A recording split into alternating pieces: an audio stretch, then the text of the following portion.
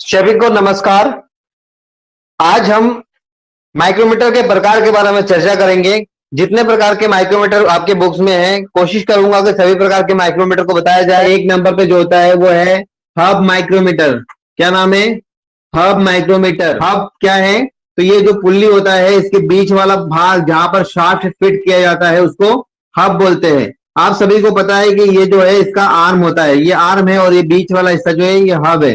तो यदि हब की चौड़ाई नापना होता है, ये जो हब है इसकी जो यहां से यहां तक की जो चौड़ाई इस प्रकार से है, तो इसकी जो चौड़ाई नापना है तो आपको क्या करना पड़ेगा?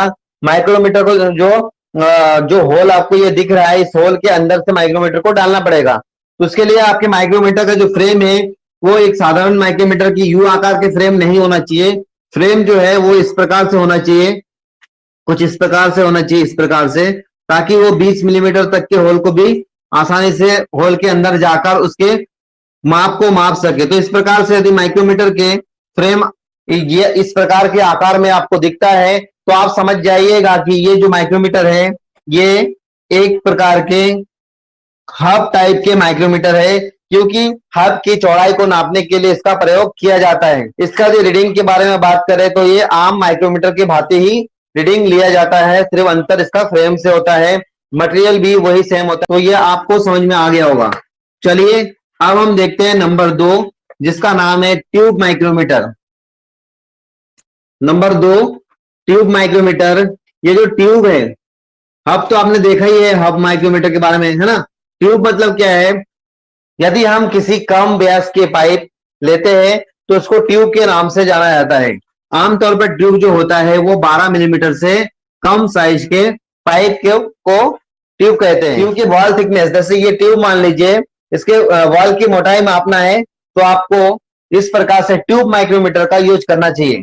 ट्यूब माइक्रोमीटर भी आम माइक्रोमीटर की भांति होता है, अंतर सिर्फ इतना होता है कि इसके जो एनविल है यहाँ सामने से जाकर ये 90 डिग्री में मुड़ा हुआ होता है ये, और इसके बाकी हिस्सा जो है वो सेम उसी प्रकार से रहेगा जैसे कि आप नॉर्मल माइक्रोमीटर देखे हैं या यूज किए हैं। इस प्रकार से ये इसका बैरल है, ये इसके थिम्बल है, और यहाँ से इसके स्पेंडल निकलता है, और ये इसका एनविल है। तो दोस्तों ये जो पाइप है, इस पाइप के बॉल को नापने के लिए ये वाला हिस्सा जो है इसके अंदर जाना चाहिए, इसीलिए ये स्ट्रेट होता है। मान लीजिए ये ऐसे स्ट्रेट ना होकर इस प्रकार से होता तो ये पाइप के अंदर डालने में दिक्कत होता, ठीक है?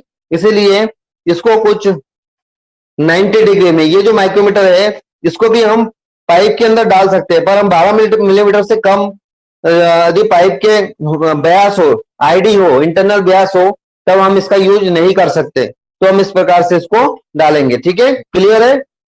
तो ये आप समझ गए होंगे।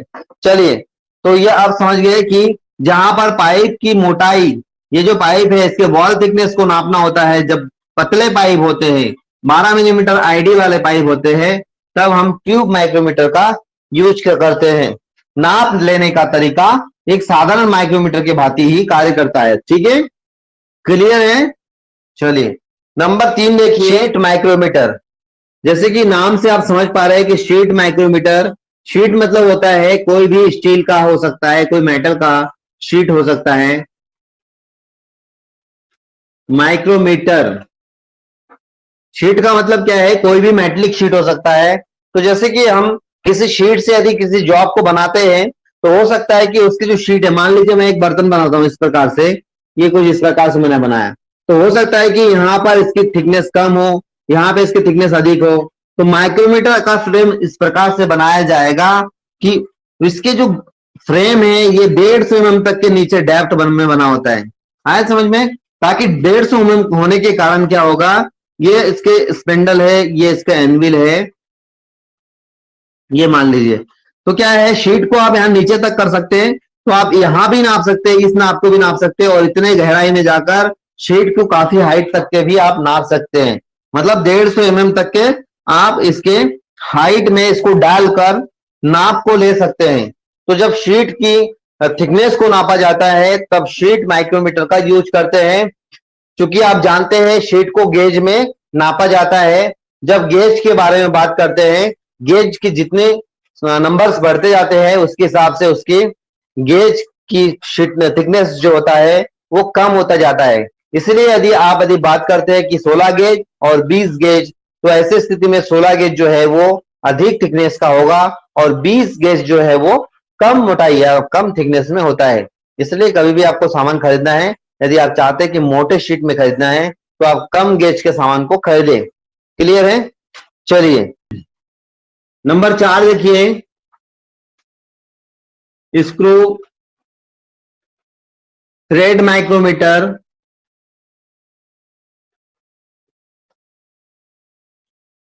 ये इसके अंदर जो भाग होगा, यदि कोई थ्रेड है तो ये वाला हिस्सा ये थ्रेड है, तो अंदर अंदर भाग जो होगा उसको हम इसका आईडी या रूट डाया बोलते हैं। ठीक है, ये थ्रेड है, तो अंदर वाला जो हिस्सा है जहां यहां से यदि यहां तक नापे तो उसको हम क्या बोलेंगे, उसको रूट डाया बोल सकते हैं,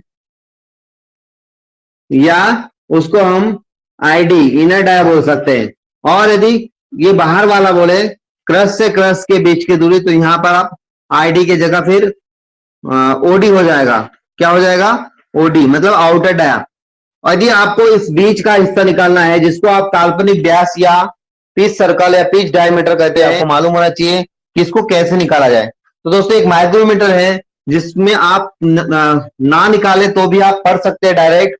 वैसे तो एक चीज ध्यान दीजिए, यदि आप किसी थ्रेड के काल्पनिक व्यास को निकालना चाहते हैं, यदि आप किसी थ्रेड के काल्पनिक व्यास को निकालना चाहते हैं तो आप पूरे साइज को ले लीजिए। मान लीजिए कोई साइज है 100 mm, ये पूरे साइज 100 mm है। 1 mm का एक साइड का डेप्थ मान लीजिए 10 है और दूसरे साइड का भी 10 होगा। तो यदि आपको काल्पनिक व्यास निकालना है तो आप एक साइड के, ये सेंटर लाइन है, ठीक है, ये टोटल कितना है, यहाँ भी 50 है यहाँ भी 50 है, टोटल कितना है, आउटर डाय कितना है, ओडी 100 है। क्लियर है? 100 यहां से लेकर यहां तक 100 है और आपको निकालना है काल्पनिक व्यास। ये होता नहीं है, दिखता नहीं है, तो आप क्या करेंगे, वन साइड का जो डेप्थ होता है, ये यहां से लेकर यहां तक के जो डेप्थ होता है रूट तक के, वो घटा दीजिए। तो ये 10 घटा दिया तो बचा कितना, 90। अब आप क्या करेंगे, सेंटर लाइन से 45 इधर एक लाइन खींच देंगे, फिर 45 में और 45 इधर, 90 बचे तो उसको दो भाग में बांट दीजिए। तो कितना होता है, 45। 45 आप इधर ले लीजिए, 45 आप इधर ले लीजिए। इस प्रकार से आप किसी भी थ्रेड, किसी भी गियर के पिच सर्कल को निकाल सकते हैं। पिच सर्कल को निकालने के लिए ये मैंने आपको एक बहुत जबरदस्त तरीका बताया। इसके अतिरिक्त यदि आप चाहते हैं डायरेक्ट निकाले तो एक माइक्रोमीटर होता है जिसका नाम है स्क्रू थ्रेड माइक्रोमीटर। उसमें हम उसके थ्रेड को चेक कर सकते हैं और उसके पिच डायमीटर को भी निकाल सकते हैं। एग्जाम में आपको क्वेश्चन पूछ सकता है या आपसे पूछ सकता है कि बताइए screw thread micrometer, British screw thread micrometer का एनविल तथा उसके जो स्पेंडल होते हैं उसके कोनिकल फेस के एंगल कितना होता है। तो ब्रिटिश बोलेगा तो आपको 55 लगाना है, और यदि आपसे मेट्रिक बोलते हैं या कुछ भी नहीं पूछता है, ऐसे कंडीशन में आपको मेट्रिक अर्थात 60 डिग्री लगाना है। ठीक है, ये आप समझ गए होंगे। यदि मैं आपसे पूछूं कि ऑटोमोबाइल माइक्रोमीटर का रेंज क्या होता है तो आपको बताना है 600 mm।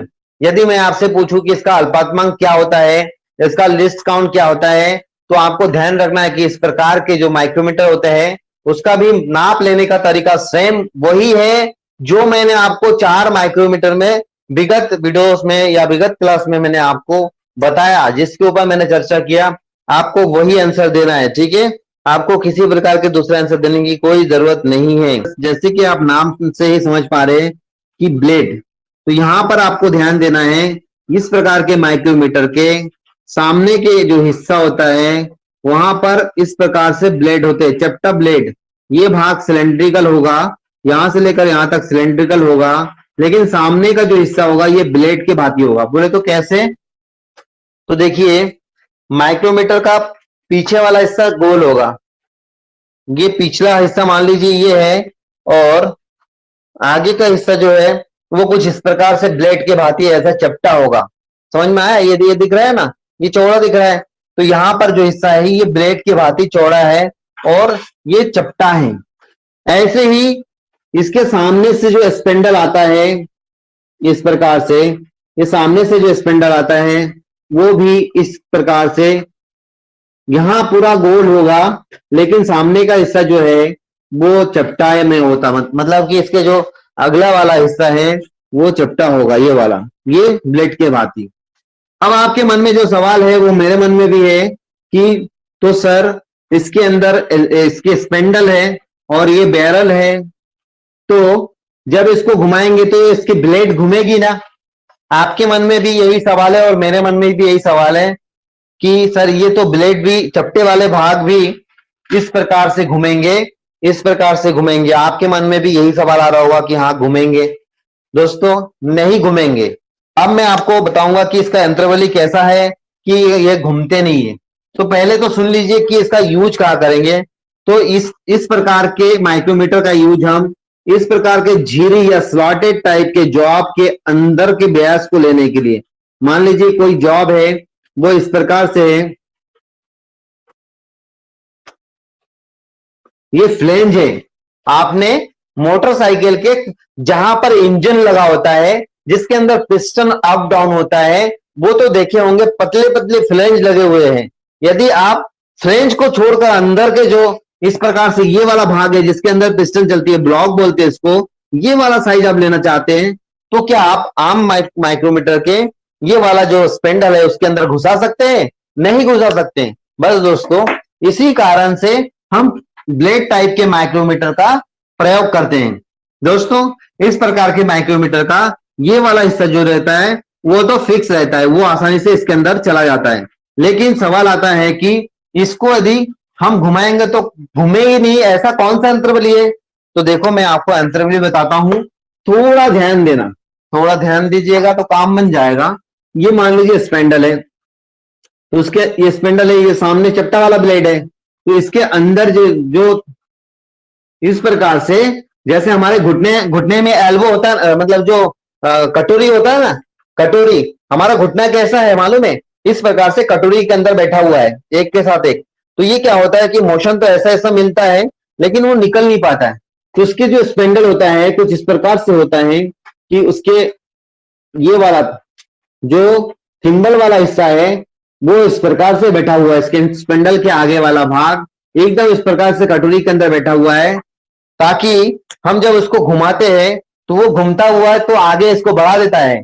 लेकिन आगे पीछे होने के साथ साथ ये ब्लेड को यदि मैं रोक लूंगा तो ये सिर्फ इसको धक्का मार के आगे करेगा, लेकिन किसी भी कंडीशन में ये घूमेगी नहीं, सिर्फ आगे बढ़ता हुआ जाएगी। समझ में आए कि नहीं? आपने कई बार जो हमारे जो गाड़ी होते हैं, कार होते हैं, उसके नीचे स्क्रू जैक को देखे होंगे। स्क्रू जैक में क्या फंक्शन होता है कि इसके नीचे स्क्रू इस प्रकार से थ्रेड होता है और उसके ऊपर एक टॉप होता है इस प्रकार से, और उसके अंदर इस प्रकार से इसी प्रकार से जो हमारे जो एल्बो है, हमारे जो मतलब कोहनी, हमारे जो घुटने हैं, इस प्रकार से जॉइंट होता है। तो इस जॉइंट के अंदर क्या खासियत है कि यहाँ एक जो पार्ट है उस प्रकार से बना हुआ रहता है कि हम इसको घुमाएंगे, नीचे का थ्रेड को घुमाएंगे तो वो सामने वाला हिस्सा तो आगे बढ़ेगी, मगर किसी भी कंडीशन में लोड होने के बावजूद भी इसमें कोई भी मूवमेंट्स नहीं होगा। बस दोस्तों सेम इसी प्रकार से ये ब्लेड का मोशन आगे का होगा, मतलब ये गति तो सामने की ओर मिलेगी इसको, लेकिन इसे किसी भी प्रकार के रोटरी या घूमने वाला मोशन इसमें नहीं जाएगी, क्योंकि इसके अंदर का जो यंत्रावली है वो कुछ इस प्रकार से है। समझ में आया? ये अब टंग स्लॉट मतलब होता है ये जो स्लॉट है, ये स्लॉट के अंदर इस प्रकार से ये जो पतले वाले भाग है यहां आ जाता है इस प्रकार से, और आप इसके जो अंदरूनी जो डाया है उसे नाप सकते हैं। ठीक है, तो दोस्तों डिस्क एक प्रकार के इस प्रकार से प्लेट होता है, ये सीडी ड्राइव जैसे होता है। सीडी आपने सभी ने देखे होंगे, और यदि उसको यहां लगा दिया जाए तो सोचो कैसा होगा। तो कुछ इस प्रकार से फ्रेम बन जाएगा माइक्रोमीटर का, जिसमें दो बड़े बड़े डिस्क लगा दिया जाए तो इस प्रकार से दिखने लगेगा। ठीक है, ये पीछे वाला हिस्सा छोड़िए, मैं सामने का हिस्सा आपको दिखा दूं, इसी में आपको काम बन जाएगा। ये इस प्रकार से, तो देखिए ये आमतौर पर माइक्रोमीटर में ये एनबिल इतना रहता है और स्पेंडल इतना रहता है, लेकिन उसके जगह यदि इस प्रकार से डिस्क लगा दिया जाए तो इसके अंदर यहाँ आप पेपर को डालेंगे, पतले पतले पेपर या शीट को डालेंगे। ठीक है, पेपर को जैसे आप डालते हैं इसके अंदर इस प्रकार से, और उसके बाद एनविल को घुमा के नजदीक लाते हैं, तो पेपर में एक बड़ा सा एरिया पर इसका इंप्रेशन आता है, मतलब ये एक बड़ा सा क्षेत्र में ये पूरा इसको प्रेशर करता है। जब बड़ा सा क्षेत्र में प्रेशर करता है डिस्क के द्वारा, तो ये पेपर जो है ये फटती नहीं है, पेपर फटने की संभावना कम होता है, जिसके कारण इसके द्वारा पतले पतले पेपर की थिकनेस को भी नापा जा सकता है, इसीलिए इसे डिस्क माइक्रोमीटर कहते हैं। ठीक है, अगला हम देखेंगे फ्लैंज माइक्रोमीटर। किसी का कोई क्वेश्चन है क्या?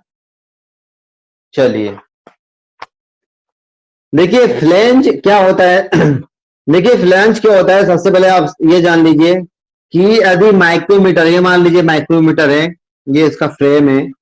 फ्लैंज मतलब ये होता है कि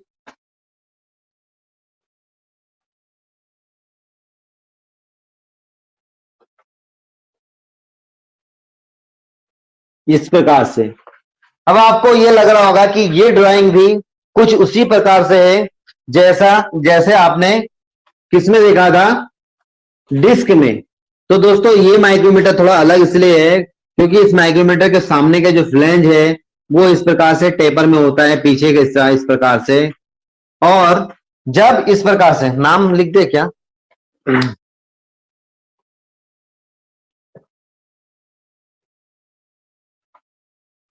फ्लैंज, फ्लैंज जानते हैं ना, फ्लैंज क्या है? सबसे पहले एक बात सुन लीजिए, जब दो पाइप को आपस में जोड़ा जाता है, जब बड़े बड़े पाइप को आपस में 6 बोल्ट या 8 बोल्ट से जोड़ते हैं, तो जो पाइप के जो टुकड़ा को जोड़ने के लिए, दो पाइप को जोड़ने के लिए आपने देखे होंगे जो ज्वाइंट बनता है 6-8 बोल्ट से, आपने जगह जगह देखे होंगे, तो वो ही इसका फ्लैंज होता है। ठीक है, तो यहां पर हम पाइप को नहीं जोड़ेंगे, इसे देखने पर कुछ उस प्रकार से फ्लैंज आकार के देखते हैं, इसीलिए हम इसे फ्लैंज माइक्रोमीटर कहते हैं। तो दोस्तों इस प्रकार से इसका फ्लैंज होता है, ये माइक्रोमीटर है, इसके ये एनविल है, ये इसके स्पेंडल है, और जब आप आगे देखेंगे तो इस प्रकार से इसका थिम्बल और सब कुछ ऐसे ही होगा जैसे साधारण माइक्रोमीटर में होता है। दोस्तों इसका यूज कहां करते हैं, ध्यान दीजिएगा, ये जो है, यदि मैं आपसे बोलूं कि आपको एक गियर का दांतों को, इसके गियर के मान लीजिए इस प्रकार से दांतें होते हैं, आपको दांतों की मोटाई नापना है, दांतों के कॉर्डल थिकनेस नापना है। अब सवाल यह आता है कि इसका कॉर्डल थिकनेस क्या होता है, दांतों की कॉर्डल थिकनेस कैसे नापा जाता है, तो मैं यहां पर आपको दिखाऊंगा कि कॉर्डल थिकनेस क्या होता है और इसे किस प्रकार से नापा जाता है। दोस्तों गियर के जो दांतें होते हैं वो कुछ इस प्रकार से होता है, यदि आप देखेंगे इस प्रकार से होते हैं, और इसके जो बीचों बीच से जो लाइन निकलता है उसे हम सर्कुलर पिच या पिच सर्कल के नाम से जानते हैं। दोस्तों इसके ऊपर वाला जो भाग होता है उसे अडेंडम और नीचे वाला भाग को डिडेंडम कहते हैं। तो देखिए यदि हम किसी गियर की दांतों की थिकनेस, दांतों की मोटाई नापना चाहते हैं, तो आपको इस पिच सर्कल से किसी भी दांतों को सरल या सीधे रेखा में इस प्रकार से नापना है, जैसे रेडियस में ये दांतें गया हो, या आपने जो रेडियस में जो पिच सर्कल निकला है वो चूंकि घूमता हुआ निकलेगा, क्योंकि कोई भी रेडियस बनेगा तो घूमता हुआ ही निकलेगा, लेकिन आपकी दांतों की जब मोटाई नापना है तो आप ऐसे सरल रेखा में नापेंगे जिसको हम सीधे रेखा बोलते हैं। तो यहां पर यदि हम गैर के एक दांतों को डालते हैं, देखिए इस प्रकार से, इस प्रकार से मान लीजिए एक दांत मैंने यहां बनाया, ठीक है, तो यदि हम बात करें कि यदि प्लेन माइक्रोमीटर लेंगे जो सिंपल सा होता है, तो दूसरे दांत इस प्रकार से यहां आ जाएंगे, तो जब दूसरे दांत आ जाएंगे तो आपके जो माइक्रोमीटर के स्पेंडल और एनविल उसके अंदर तक नहीं जा पाएगी। ठीक है, कैसे? तो इसको हम ऐसे समझते हैं कि यदि आपको ये जो गियर है इसके दांत को नापना है, तो आप एक दांते जो है उस पर आप इस माइक्रोमीटर के एनविल और स्पेंडल को नहीं फंसा पाएंगे, क्योंकि वो ये इसमें अड़ जाता है, यहां फंस जाता है, ये वाला इधर से फंस जाएंगे। तो दोस्तों ना फंसे इसके लिए क्या किया गया कि जो माइक्रोमीटर के सामने वाला जो फ्लैंज है वो कुछ इस प्रकार से डिजाइन किया गया ताकि ये वाला हिस्सा जो है वो जो दूसरे वाला इसके साइड से जो दांतें आके यहाँ टिका हुआ है वो आसानी से उसके अंदर तक चला जाए, फिर दांतें यहां से आ जाएगी, ये दांतें आ गया तो दूसरा वाला जो यहां से आएंगे, क्योंकि मुझे यहां तक पहुंचना है ना, तो ये वाला हिस्सा यहां तक पहुंच जाएंगे और दूसरा वाला जो है यहां तक पहुंच जाएगी, और ये दांतें, एक दांतें यहां से आ जाता है। तो इसका यूज गियर के कॉर्डल थिकनेस या गियर की दांतों की मोटाई को नापने के लिए किया जाता है। तो मान लीजिए ये इस प्रकार से एक जॉब है जिसमें जगह जगह स्टेप में कॉलर बना हुआ है, सिलेंड्रिकल है, ठीक है। तो आपको ये नापना है।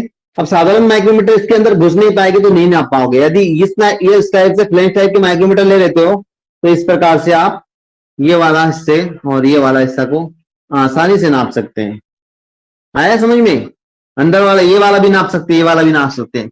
इसको बोलते हैं किसी कॉलर के थिकनेस, ये कॉलर की थिकनेस हो गया, और फिंज की मोटाई, इंजन की फिंज की मोटाई। तो दोस्तों इंजन की फिंज की मोटाई, मैंने आपको फिंज बताया था ना क्या होता है। जो इंजन होता है, इंजन में इस प्रकार से पतले पतले जो काला काला गाड़ी में जो काले काले देखते हैं ना, जिसको इंजन को जो ठंडा करने के लिए यूज करते हैं, उसको फिंज बोला जाता है, फिंज। अब आपको ये फिंज की मोटाई नापना है, इस प्रकार से फिंज है, तो भी आपको इस प्रकार से यही फ्लेंज टाइप माइक्रोमीटर का यूज करना पड़ेगा।